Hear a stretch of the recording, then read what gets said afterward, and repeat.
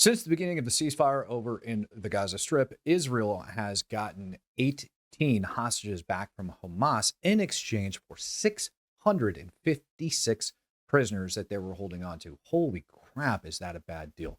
Hello and welcome on over to another episode of the Speak the Truth podcast. I'm your host, Matt Tardio, and today's episode is being sponsored by Factor. And today we're going to be going over the hostage exchange deal and moving into phase 2, which is scheduled to start tomorrow with an additional exchange of 3 more hostages going back to Israel. Now, in exchange for those 3 hostages, Israel is supposed to be releasing 183 prisoners that they're currently holding on to. Additionally, we got the 3 names of the hostages that are going to be released tomorrow. Eli Sharabi, he's 52. He got abducted from Kibbutz Be'eri on October 7th. Then we have Oad Ben Ami, probably pronouncing it wrong. You'll have to excuse me. He is a German Israeli that was taking on about the same date and time. He is 56 years old. And Or Levy, he is 34, and he was kidnapped from the Nova Music Festival. Now, Hamas has accused Israel already of violating the ceasefire agreement. As you guys can see up here on your screen in this article by Reuters, Hamas names hostages to be freed after accusing Israel of breaching the ceasefire. When you scroll down and you get the meat and potatoes of it, Hamas' main complaint is saying that they have held up humanitarian aid trucks from entering in Gaza, mainly tents and supplies that they need. Kogat categorically denies this accusation, saying that they are doing their best and everything has been delivered as promised. And when we start getting into it, for the love of gosh, of course, you've got more Palestinian propaganda that's coming out. But one thing that I did notice in this video within itself is this tent that they're going into, one, appears to have been hastily put up, but it also appears to be brand new tent material. So we know there's brand new tent material that has gotten in there. How much, however, Kogat says is more than reasonable. Now, Israel did warn Hamas not to violate the ceasefire agreement. They warned him. They absolutely warned him, do not violate the ceasefire agreement. And time will tell whether Hamas actually listens. Currently, U.S. contractors are holding down the Netzarim corridor, and we learned a little bit more information about who those contractors are and what they're doing, but none of that matters for the time being. Right now, we're going to focus on the hostages, and we'll talk about the way forward here in just a minute. Now, Netanyahu came out and he laid out the, how do you want to say, exchange for phase 2 that's scheduled to start tomorrow. And what he says is that all of the prisoners are going to get released back into Gaza, but the high-profile ones, along with Hamas leadership, need to be deported to another country. Additionally, said that Hamas has to relinquish control over the Gaza Strip, and the war is going to come to an end. So if Hamas agrees to those terms, because phase 2 is supposed to be further negotiated, if Hamas agrees to those terms that Netanyahu laid out today, then there'll be peace. But videos that we've seen from Hamas recently show no sign for peace. They're shown standing in formation and basically doing whatever the heck they want. Looks like they're cheering it on and that they want to continue on with this war, but we will see. But the other issue is people are really upset over the plan for how the Gaza Strip is going to get rebuilt. We're going to revisit that here in this short clip. We'll take over the Gaza Strip, and we will do a job with it, too.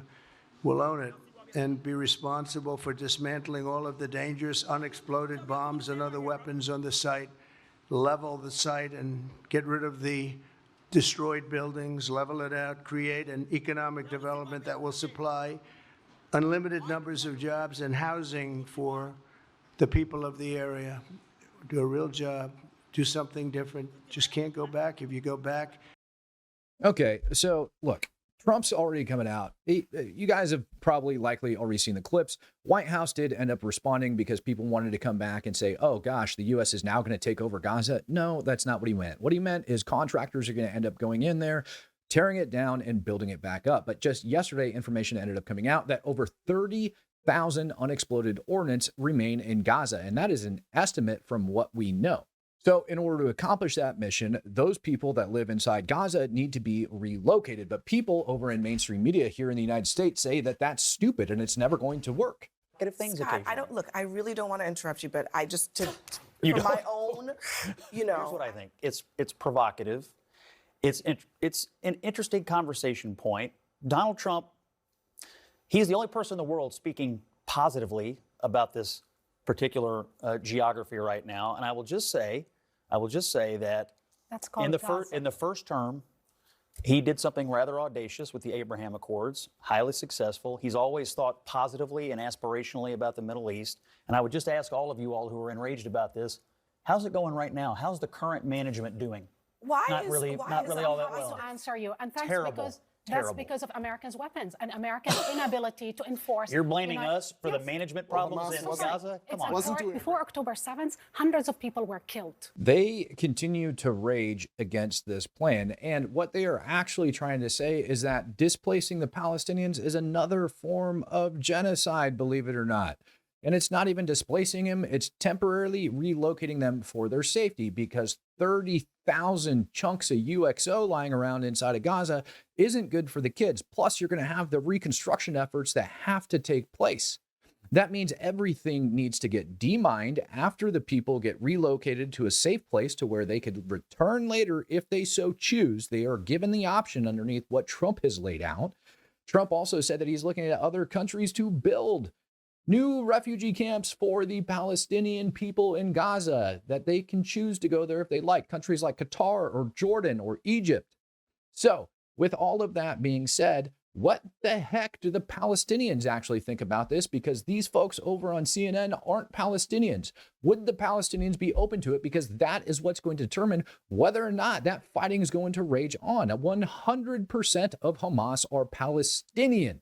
Therefore, if the Palestinian people aren't happy, Hamas is going to keep fighting. So let's get a pulse on the Palestinian people, shall we? And wouldn't you happen to know it, they have been interviewed. And as you can see, the man's in Gaza. I mean, I highly doubt Hollywood's got a Gaza Strip set up right now, but this definitely looks to be pretty legitimate. أنا من عندها سافر لأنه هون ما ضلش حياة. هذه الحياة انعدمت. يعني طلع أنت المنظر ما ضلش في حياة هون بالمرة. أنا بطلب من ترامب نفسه يهجرنا زي ما طلب. وأنا هبقى أول واحد ههاجر. ساعتها الواحد خلص برضى بالأمر الواقع، برضى بالأمر الواقع، يعني هجرة لأنه بده يعيش. بده يعيش في بلد تصونه وتشيله، يعني الواحد يرفع راسه فيها البلد إذا بلدنا مش مدور علينا، وين نروح احنا؟ من سيغادر؟ هل سيفكر في العودة لكي يعيش في خيمات؟ من لم يعش في ظروف الخيام لا يستطيع أن يحكم. قبل الحرب الأخيرة كان يغادر غزة باستمرار عمال، طلاب، رجال أعمال. هذا المشهد كان قائم. الآن سيتضاعف هذا المشهد. حماس في المشهد سيبقى يتكرر. كل يوم سيكون عندنا عمليات قتل. يعني بعد كل معركة كانوا يقولون انتصر غزة. ما هو الانتصار؟ نحن إذا لم يطرح يعني قولا واحدا، إذا لم يطرح مسألة خروج حماس من المشهد السياسي، لا يمكن أن نتحدث عن شيء آخر. يعني بقية حماس سيهاجر الناس طوعي أو غير طوعي. It's pretty common sense, really. They're sick and tired of living in tents. They hate that life. They don't want to stay there, and they don't think their government supports them. Not because we say that, because Hamas literally said that in the early stages of the war when they got asked why they aren't letting Palestinian people use their tunnels for safety against the bombs and everything else that they're complaining about. Hamas answered back, that's not our responsibility. That's the responsibility of the UN. So Hamas isn't looking out for the people. Everything's been reduced to rubble. Of course they want to leave. Nobody, and I mean nobody, wants to live in these conditions, especially for well over a year while the entire place is being rebuilt. They would like to live in a place that's comfortable and nice, so they would likely accept that. So my major concern has nothing to do with whether or not people will want to leave peacefully. It has to do with who is going to be included in those people that try to leave peacefully. Now, back in August, we ended up getting notification from the Israeli Defense Force that they recovered intelligence off the battlefield from a Hamas battalion commander in Khan Yunis. And in a letter from that Hamas battalion commander to Sinwar, he stated that 50% of his forces had been eliminated by the IDF. 25% had laid down their weapons and defected, and the other 25%, well, they're combat ineffective because they're not getting weapons and equipment like they should be. So my concern is for that other 25% that actually defected, because where they're going to go is back to the civilian population. Not that they don't live amongst them anyways, but they're going back to the civilian population. Now, there is no way on God's green earth that Israeli intelligence is so good that they know 100% of all of the trigger pullers for Hamas. So the probability that some of these trigger pullers actually get out and get relocated temporarily are going to be very high. Then those trigger pullers are going to end up migrating back into Gaza after everything's done, and then they're just going to plan out their new war of jihad, living a little bit more comfortably in a high-rise apartment built by the United States of America. Okay, so what happens if and or when Hamas violates the ceasefire agreement? Because they already hinted at it today. Well, I'm going to take you all the way back to January 18th in this statement that Netanyahu made. Since he was elected, Trump was completely committed to the release of the hostages. We spoke on Wednesday. He congratulated me on the agreement, and he emphasized, and rightly so, that the first stage is a temporary ceasefire. This is what he said, a temporary ceasefire. Towards the next stages of the agreement, we are holding on to some significant assets so that we can bring back all of the hostages, and in order to accomplish all the goals of the war. Both President Trump and President Biden have provided full backing to Israel's right to resume fighting, to resume combat, if Israel reaches the conclusion that the negotiations over the second stage are pointless. I truly appreciate that. I also appreciate the decision of President Trump to lift all the remaining restrictions on the providing of essential munitions and weapons to the state of Israel. If we need to resume combat, we will do so in new ways, and we will do so with tremendous force. Now, what type of tremendous force do you suppose they are talking about? And I'm telling you, it's going to be overwhelming tremendous force, because Netanyahu asked for $1 billion weapon sale to Israel that Trump tried to shove through Congress, and Congress essentially ended up shutting it down. Israel wanted to buy over $1 billion worth of weapons. Now, it is currently being assessed. Ladies and gentlemen, how many times have I told you that the food that you put in your body should be treated like fuel, just like putting fuel into a car? If you put a bunch of sugar in your gas tank, well, your vehicle's not going to run very well now, is it? The answer is no. Get on over to factormeals.com and get you something nice and delicious, because you're about to get an offer for 50% off your first box. Check this out.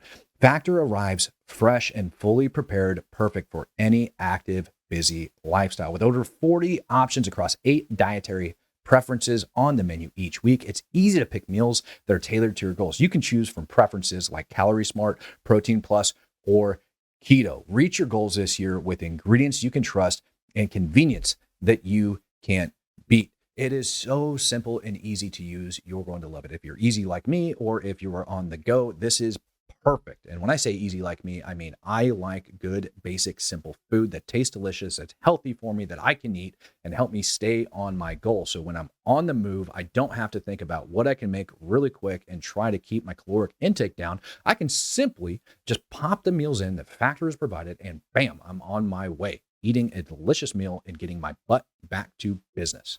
Eat smart with Factor and get started at factormeals.com/STT50 off and use code STT50 off to get 50% off your first box plus free shipping. That's code STT50 off at factormeals.com/STT50 off to get 50% off plus free shipping on your first box. Based off of a random statement, and I'm telling you it's a random statement. There is news articles now being released saying that the United States is going to provide Israel Moabs, like part of their weapons purchase is going to be the mother of all bombs, that big freaking thing you see over there, the GBU-43B that's currently up on your screen. It's only been used one time in combat. It's got about a 1 kilometer, complete and total destruction radius when that sucker goes off. As you can see up there, 11 tons worth of TNT are shoved inside of that sucker. So it's going to be pretty dang severe. Now, that statement that they're referencing, saying the U.S. is going to give them Moabs, is a offshoot or spin or assumption based off of the statement by the Middle East envoy, Steve Witkoff. And what he ended up saying was, and I quote, "already has bunker busters," he told Fox News. That's it. So when they asked what type of stuff are you going to provide to him, he said, well, they already got bunker busters, and that's that. And so they ended up taking that and spinning it off. Well, the Moab isn't going to be very effective against bunkers. I'm telling you that from everything I've seen personally from walking around that Moab site over in eastern Afghanistan. But likely what the U.S. could probably provide to make a big, big difference, because if this rages on, I got a feeling Iran's going to want to come right back in. If the war in Gaza rages, well, we need to start looking towards Iran. Well, the GBU 57A is a massive ordnance penetrator, MOP. It's a 30,000 pound bunker buster bomb. It is massive. Only question is whether or not Israel's got the ability to actually employ it. So if they purchased them, would we shoot them? I don't know. Truthfully, I have no idea how that would work, but they would be using these for Iran to knock out likely their nuclear facilities or their plants where they are currently enriching uranium. I don't see a big use for those over inside Gaza. There's just quite literally nothing that calls for a bunker buster that big in Gaza. Now, over inside of southern Lebanon, maybe in fighting Hezbollah, yeah, I could see it being used over there. I could also see a Moab being used in southern Lebanon. Ladies and gentlemen, it is going to get pretty interesting over the next couple days, and I look forward to covering it for you. If you haven't yet, please like and subscribe to the channel. Peace, love, happiness, and God bless. I'm out of here.